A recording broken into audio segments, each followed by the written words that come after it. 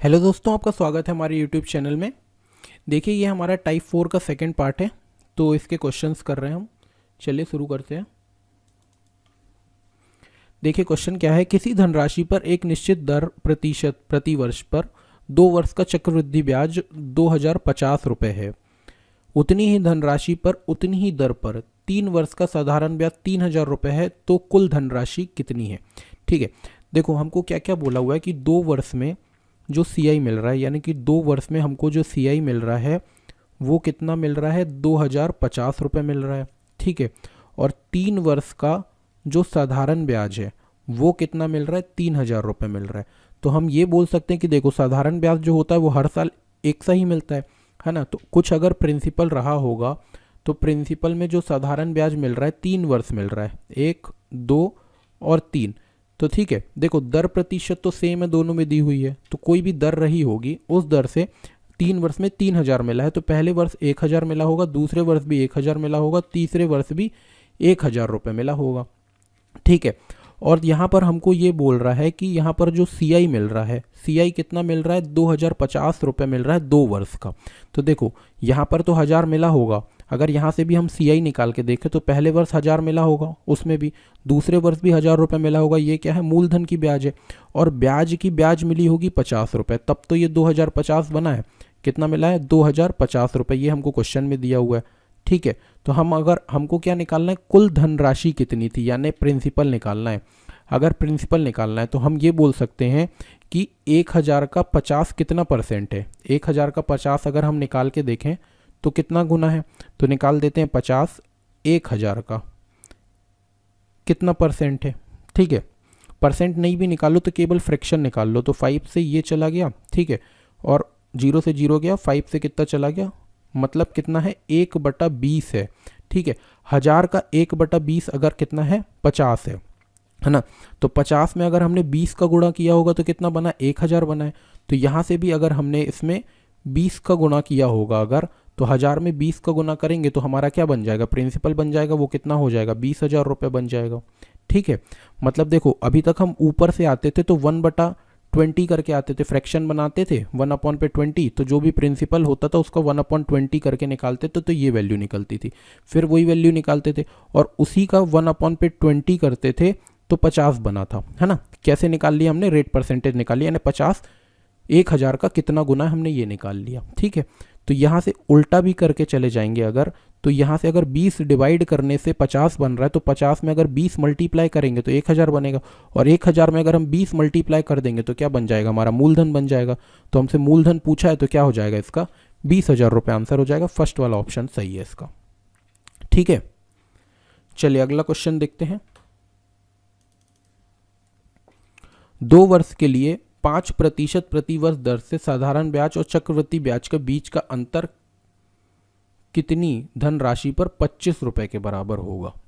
कितनी धनराशि पर 25, कुल मिला के हमको ये अंतर दिया हुआ है, हमको क्या निकालना है, प्रिंसिपल निकालना है, यानी मूलधन निकालना है। ठीक है, तो 2 वर्ष के लिए दिया हुआ है, ठीक है, और रेट परसेंटेज दी हुई है, ब्याज की दर दी हुई है, तो हम बता देंगे कि 5% का जो फ्रैक्शन होता है वो 1/20 के बराबर होता है। 2 वर्ष के लिए दिया है तो नीचे वाले नंबर का स्क्वायर करके उसको प्रिंसिपल मान लेना है। तो 20 का स्क्वायर कितना होता है, 400। 2 वर्ष का बना दो इसका चार्ट जैसे हम बनाते थे, किस हिसाब से, 1/20 के हिसाब से। तो 400 का 1/20 कितना आ जाएगा, 20 आ जाएगा, यहाँ पर भी 20 आ जाएगा, और 20 का 1/20 कितना आ जाएगा, 1 आ जाएगा। ठीक है, अगर ऊपर वाली लाइन को पढ़ते हैं तो उसको क्या बोलते हैं अपन, सी एस आई बोलते हैं। तो एस आई कितना है, एस आई आ गया है कितना, 40 यूनिट। ऐसे करके सी आई पढ़ने के लिए क्या सबको पढ़ लेते हैं, यानी 20, 20 और 1, यानी कितना हो जाएगा, 41 हो जाएगी क्या, सी आई हो जाएगा। और इन दोनों के बीच का अंतर यानी कि सी आई माइनस एस आई किसके बराबर आ जाएगा, 1 के बराबर। और ये क्वेश्चन में हमको 25 के बराबर लाना है, तो हम बोलेंगे कि 1 यूनिट किसके बराबर है, 25 के बराबर है। तो मूलधन हमने 400 यूनिट बताया, तो 400 यूनिट किसके बराबर आ जाएगी, 400 गुणा 25। ठीक है, तो 25 को 4 से करेंगे तो आ जाएगा 100, बगल में 2 जीरो, तो 2 जीरो और लगा दिया। तो कितनी राशि होनी चाहिए, 10,000 रुपये की राशि होनी चाहिए। पहला वाला ऑप्शन हमारा सही होगा, फर्स्ट वाला ऑप्शन सही होगा, 10,000 रुपये राशि होनी चाहिए। चलिए अगला क्वेश्चन देखते हैं। किसी राशि पर 2 वर्ष के लिए 4% वार्षिक ब्याज दर से साधारण ब्याज 350 रुपये है। यदि इस राशि को इस अवधि के लिए इसी दर पर चक्रवृद्धि ब्याज पर निवेश किया जाए तो कितनी अधिक ब्याज प्राप्त होगी। ठीक है, देखो एक बार और देख लेते हैं। किसी राशि पर, अब यहाँ पर राशि नहीं दी हुई है, ठीक है, और 2 वर्ष के लिए ब्याज की प्रतिशत दी हुई है 4 वर्ष, तो समय यहाँ से लिख लेते हैं कितना है, 2 वर्ष है। ठीक है, ब्याज की प्रतिशत कितनी हुई है, 4% है। ठीक है, और हमको ये बता दिया है कि 2 वर्ष में जो साधारण ब्याज मिल रहा है वो कितना मिल रहा है, 350 रुपये मिल रहा है। तो ये बोल सकते हैं कि साधारण ब्याज है फॉर 2 ईयर के लिए जो हमको मिल रहा है, 2 साल का साधारण ब्याज मिल रहा है, वो कितना मिल रहा है, 350 रुपये। तो 1 साल का कितना हो जाएगा, इसका आधा हो जाएगा, है ना। तो 350 का अगर आधा कर देंगे तो कितना आ जाएगा, ये 1 आया, 7 और 5, यानी 175 रुपये हमको मिलेगा 1 वर्ष में साधारण ब्याज। ठीक है, 1 वर्ष में साधारण ब्याज। तो बोल रहा है यदि इसी राशि को इसी अवधि के लिए इसी दर पर चक्रवृद्धि ब्याज पर निवेश किया गया जाए तो कितनी अधिक ब्याज मिलेगी, है ना, ये बताना है हमको। ठीक है, तो यहाँ से हम सीधे सीधे पहले तो हमको प्रिंसिपल निकालना पड़ेगा। तो प्रिंसिपल निकालने के लिए अपन क्या करते हैं, देखो फॉर्मूले से भी निकाल सकते हैं और अपने लॉजिक से भी निकाल सकते हैं। लॉजिक से ऐसे निकाल सकते हैं कि देखो 4% हमको मिल रहा है 1 साल में ब्याज, और वो दिया हुआ है 175 के बराबर, तो 100% होती है प्रिंसिपल। तो बोलेंगे अगर 4% की वैल्यू है हमारे पास, किसके बराबर है, 175 के बराबर है, तो 1% की वैल्यू किसके बराबर आ जाएगी, 175/4 के बराबर। तो 175/4, हमको तो चाहिए 100% की वैल्यू। तो 100% के लिए 175/4 से गुणा कर देंगे किसका, 100 का, तो ये आ जाएगी क्या, 100% की वैल्यू। तो हम ना क्या करते हैं, इसको 175 100 कर लेते हैं, मतलब 17,500 कर देते हैं, और इसको 4 से काट देते हैं बस। तो 4 चौके होता है 16, यहाँ पर आया 1, है ना, तो 4 3 कितना हो जाएगा, 12 हो गया। तो बचा कितना, फिर यहाँ पर आ जाएगा कितना, 4 से 7 टाइम्स में चला गया 28, फिर यहाँ पर 2 बचा, तो 4 5 20। तो प्रिंसिपल की वैल्यू कितनी आ गई है, 4375, ये आ गया हमारा मूलधन। ठीक है, इसको क्या बोलेंगे अपन, प्रिंसिपल बोलेंगे। ये आ गया हमारे पास 4375 रुपीज़ प्रिंसिपल आ गया। अब 4375 में हमको कितनी ब्याज मिल रही है, 4%, 4%, 2 बार ब्याज मिली है। चक्रवृद्धि ब्याज निकालना है हमको कुल मिला के, तो अब चक्रवृद्धि ब्याज निकाल दो। इसमें इसका हमको कितना मिलेगा, 4% की ब्याज मिलेगी। तो 4% जो इसका निकलेगा वो तो हमको क्वेश्चन में दिया ही हुआ है कि 175 रुपये के बराबर है, तो 175 रुपये तो मिलेगा ही मिलेगा। फिर दूसरी बार भी अगर निकालेंगे तो 175 रुपये तो मिलेगा ही मिलेगा। बस इसमें ब्याज का ब्याज मिल जाता है, तो 175 का भी कितना निकालना पड़ेगा अपन को, 4%। तो 4% को अगर हम फ्रैक्शन में तोड़ते हैं तो किसके बराबर आता है, 1/25 के बराबर आता है। तो 175 का अगर 1/25 निकाल देंगे तो 25 से कितनी बार में चला जाता है, 7 बार में, तो ये आ जाएगा कितना, 7। तो 7 रुपीज़ ही इसका क्या होगा, आंसर हो जाएगा। क्योंकि देखो ये वाली और ये 175, तो ये किसके बराबर है, 350 रुपये के बराबर है। इतनी तो अपन को मिल ही रही है, 350 रुपये। ठीक है, ये 7 रुपये बस हमको ज़्यादा मिल रहा है। और ये ज़्यादा क्यों मिल रहा है हमको, क्योंकि ब्याज पे ब्याज मिल रही है ना। तो यही हमसे पूछा है कि कितनी ज़्यादा ब्याज मिलेगी, तो सेकंड वाला ऑप्शन हमारा कैसा होगा, करेक्ट होगा। ठीक है, अगर इसको समझ में नहीं आया हो तो मेरे को कमेंट में बताना, है ना, मैं फिर से बताऊंगा। और फॉर्मूले से भी इसको कर सकते हैं, कोई दिक्कत वाली बात नहीं है ना। चलिए नेक्स्ट क्वेश्चन देखते हैं। 10% प्रति वर्ष की दर से 3 वर्ष के लिए किसी राशि पर साधारण ब्याज और चक्रवृद्धि ब्याज के बीच का अंतर 93 रुपये है। राशि कितनी है, ठीक है, तो फिर 3 वर्ष के लिए बोला है तो हम क्या करेंगे, ब्याज की जो हमको दर दी हुई है उसका फ्रैक्शन निकाल लेंगे। तो 10% का फ्रैक्शन कितना होता है, 1/10। अब 3 वर्ष के लिए बोला है तो उसका क्यूब मान के उसको क्या मान लेंगे, हम प्रिंसिपल मान लेंगे। तो 1000 रुपये तो हमारा क्या आ गया, प्रिंसिपल आ गया। अब इसमें 3 वर्ष हमको क्या निकालनी, ब्याज निकालनी है।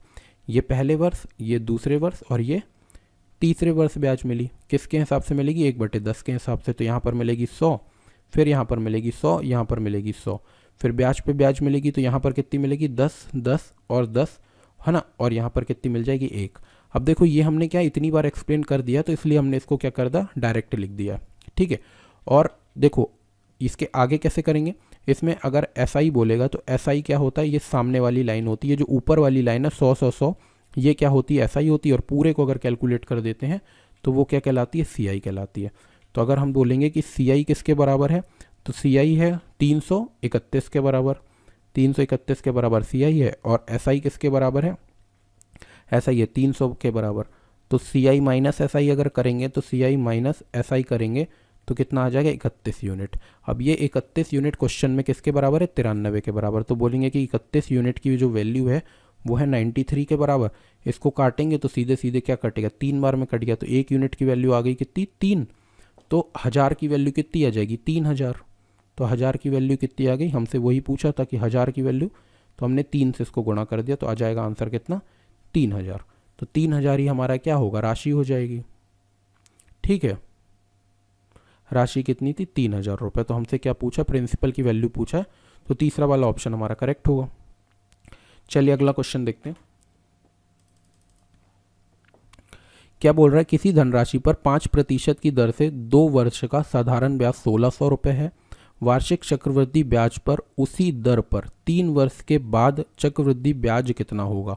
ठीक है, सबसे पहले तो हमको क्या दे दिया उसने, 2 वर्ष की चक्रवृद्धि ब्याज दी है। तो 2 वर्ष की अगर चक्रवृद्धि ब्याज, देखो 2 ईयर की साधारण ब्याज दी है, 2 वर्ष की क्या दी है, साधारण ब्याज दी, यानी SI दी है, किसके बराबर है, 1600 रुपये के बराबर।